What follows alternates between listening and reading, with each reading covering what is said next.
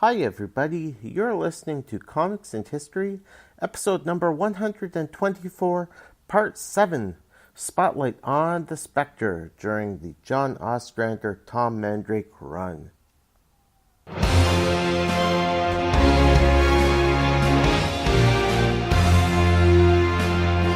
welcome to the show.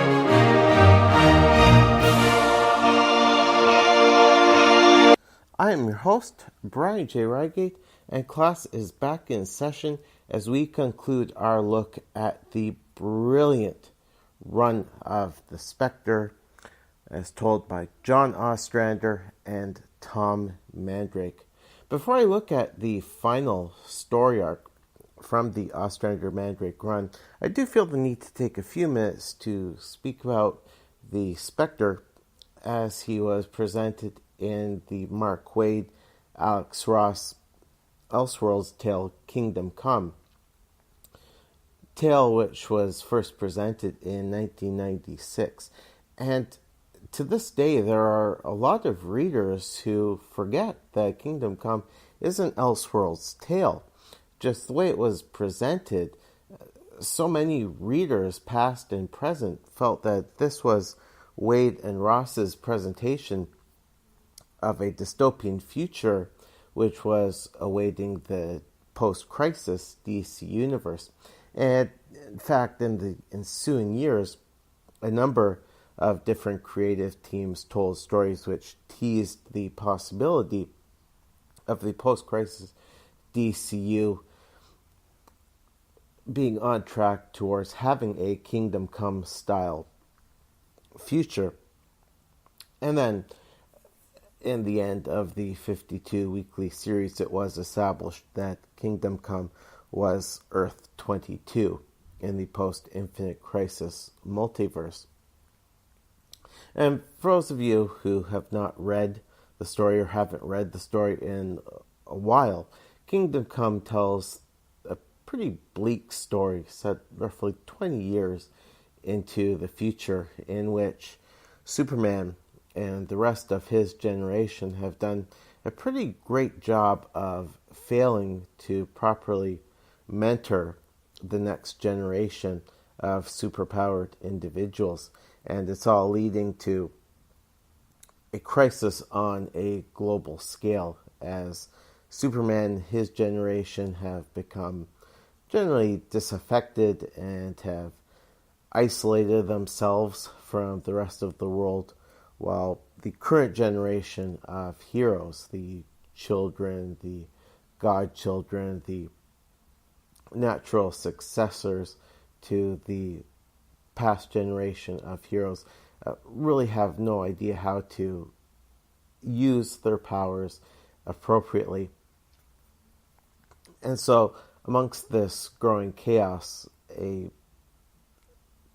priest, Father Norman McKay, is approached by the Spectre, and the Spectre gives McKay the task of seeing this growing crisis unfold, such that at the boiling point, Father McKay will step back into reality, and he will make an important act or speech that will inspire Superman and the other heroes from the older generation to come back and be a proper set of role models for the current generation of heroes, and to bring about peace between the metahuman community and the rest of the world.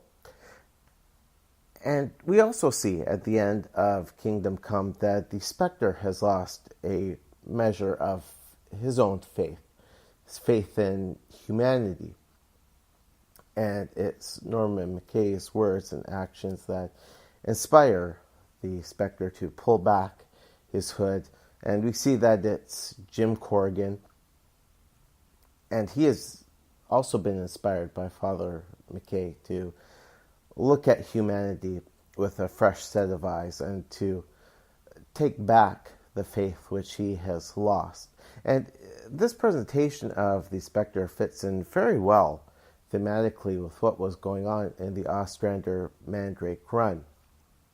I think it's quite fitting that in this story, the Spectre turns to a religious figure, another priest, to be his guide throughout this journey.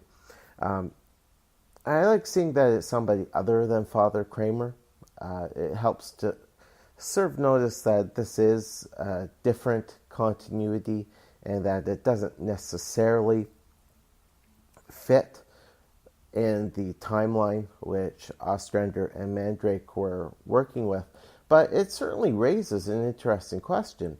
Is the Spectre who we see in Kingdom Come the same Spectre who is being depicted by Ostrander and Mandrake, or is this a Spectre who is native to the Kingdom Come reality and simply looks and sounds a lot like the Ostrander-Mandrake Spectre?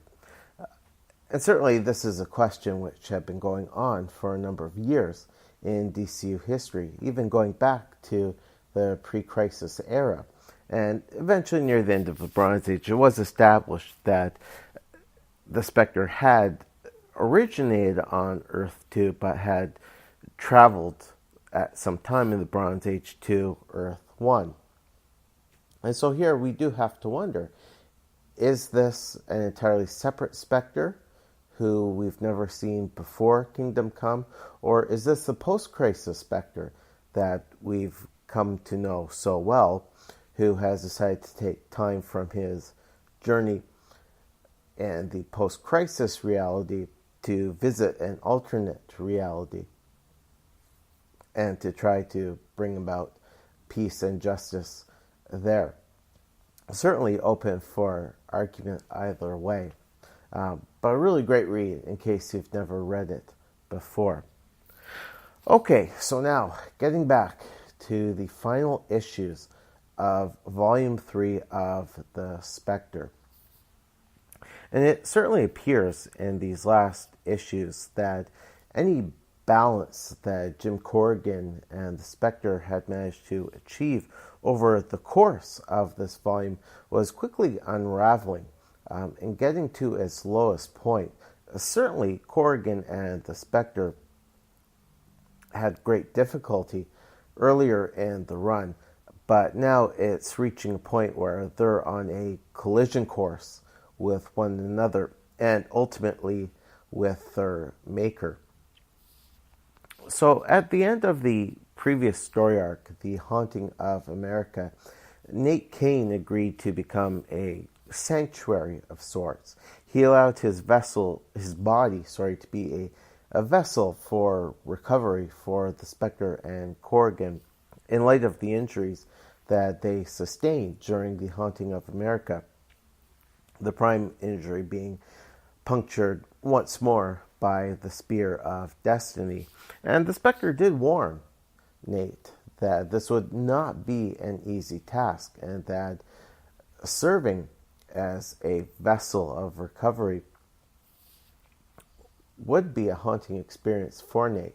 But he took that on. And so now here we see Nate having two in particular, two very disturbing dreams, both of which take place sometime in, I'd say, the first half of the 1930s. And Nate finds that in both of these dreams, he is Jim Corrigan. And in the first dream, he's standing at a bridge and a young woman is running towards him calling, "Jim, Jim." And to his horror, Nate finds himself raising his arm to her and he's holding a gun in his hand and he shoots this young woman, and she falls presumably to her death in the river. Now, Nate finds this dream quite disturbing and he wants to look in to what's going on, and he tries questioning Jim about it, and Jim says, no, it's just a dream, never mind. But we get the sense that Jim is already perturbed by this. So during those times when the Spectre needs to come back and rest within Nate's body, Nate says, yeah, let's both have a nap, time to get some rest. And really what Nate's trying to do is he's trying to access Jim Corrigan's memories. And so he has the second dream in which, yet again, he is Jim Corrigan. And this time he appears to be romancing the woman, or a woman who is the mother of the young woman who he killed in the first dream. And this dream also ends violently. And Nate confronts Jim about this and says, okay, it looks like you've committed 2 murders here. What's going on? And Jim becomes quite angry with this and says to Nate, how dare you invade my privacy and access my memories? If you must know, that second death was actually a frame. I didn't commit the murder, but how dare you violate our trust, my privacy? We're partners here. I've respected your privacy the whole time. Now, Nate could have responded to Jim with words to the effect of, yeah, well, remember back when we first met, you invaded my privacy. You entered my mind. You revealed my deepest fears. You also got me into trouble by revealing to Amy the true nature of the Reavers' killings, and that got me into a lot of hot water at work. So, tit for tat, Jim. But Nate doesn't do that in this case.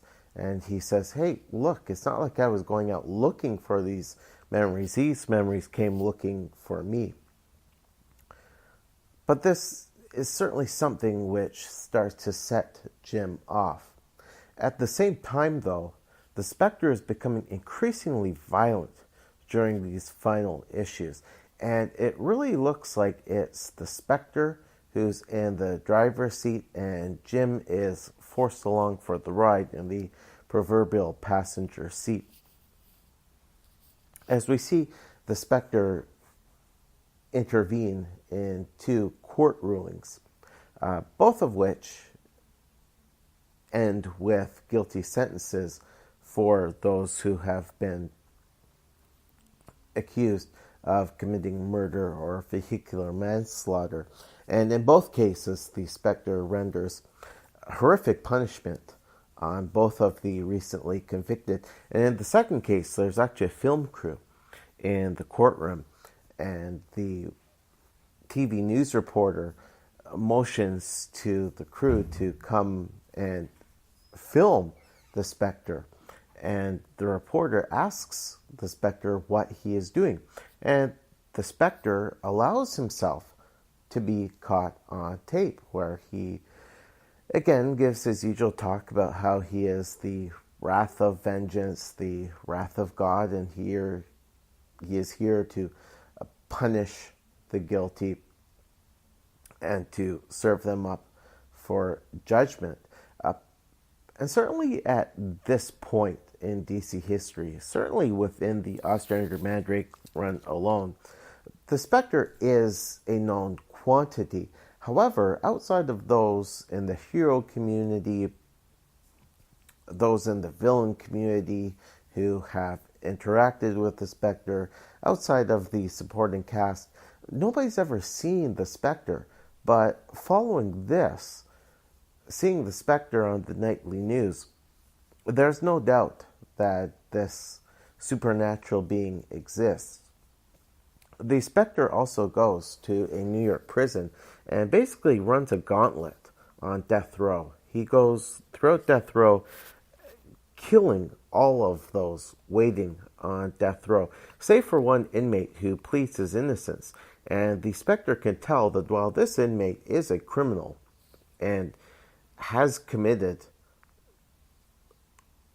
acts in the past, this man is innocent of the crime which he has been put on death row. And so this leads the Spectre on something of a mission. First, the Spectre tells the inmate that he will avenge the inmate's death. But as we see, the Spectre actually intervenes when the inmate